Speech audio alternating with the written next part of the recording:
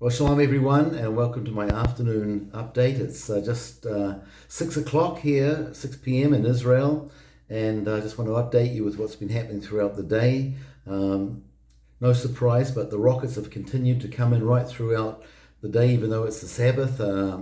At about 12 o'clock, there was a barrage of 30 rockets just over towards Tel Aviv, over Tel Aviv. People had to run from the beach, leave all their towels and food behind, and just ran for cover. One of the rockets actually hit a building in Ramat Gan, which is a suburb northeast of Tel Aviv, and sadly, a 50-year-old man died there. A lot of other people were injured, and a lot of damage done to the building, to the road, to cars on the street. And the rockets are continuing even now as I'm speaking to land up and down the small towns and kibbutzes, the moshavs, all along the Gaza border. So this thing is far from over. You may have already seen on your news television, but Israel hit the Al Jazeera broad television building in Gaza City, and that's used by Al Jazeera and other news media outlets, but it was also being used by Hamas, and they fired a missile at that building, and the whole building has collapsed just like the tower did on 9/11.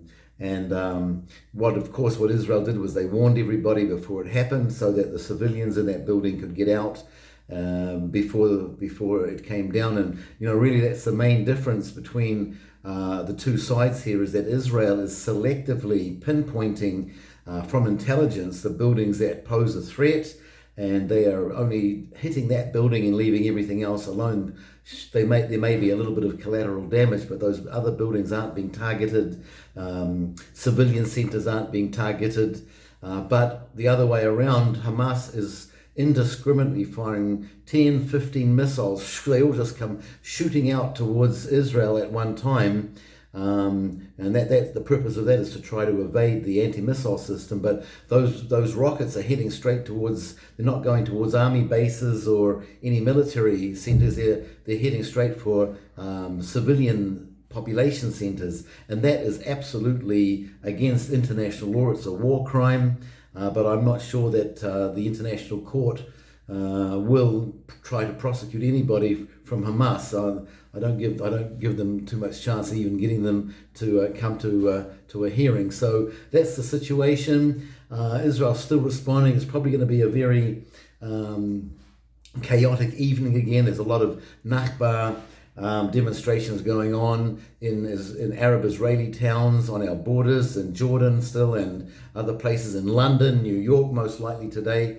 So there's definitely not a peaceful Shabbat today anywhere around the Middle East and in these other places where there are large Muslim Arab communities. So that's the update for now. We are hoping and praying maybe that Israel, that the military, the IDF and the Air Force will have achieved its goals by this time tomorrow, even maybe by the morning. I know that all of the various terror groups in the Gaza Strip are ready for a ceasefire. They've had enough.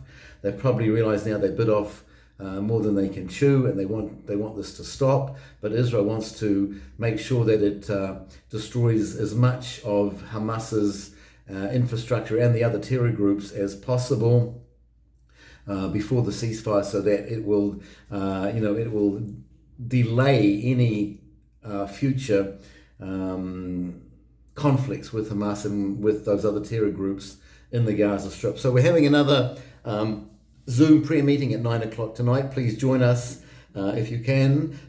You can find the details on our longer video that's going out right now as well, or else you can write to me and I'll send you the details for tonight's meeting. So if you don't make that, I'll send out another report, Lord willing, early tomorrow morning about 7 a.m. Israel time. So in the meantime, please keep praying, and the Lord just bless you as you stand with Israel, as you pray for Israel, in Yeshua's name. Amen. So shalom from Mount Carmel.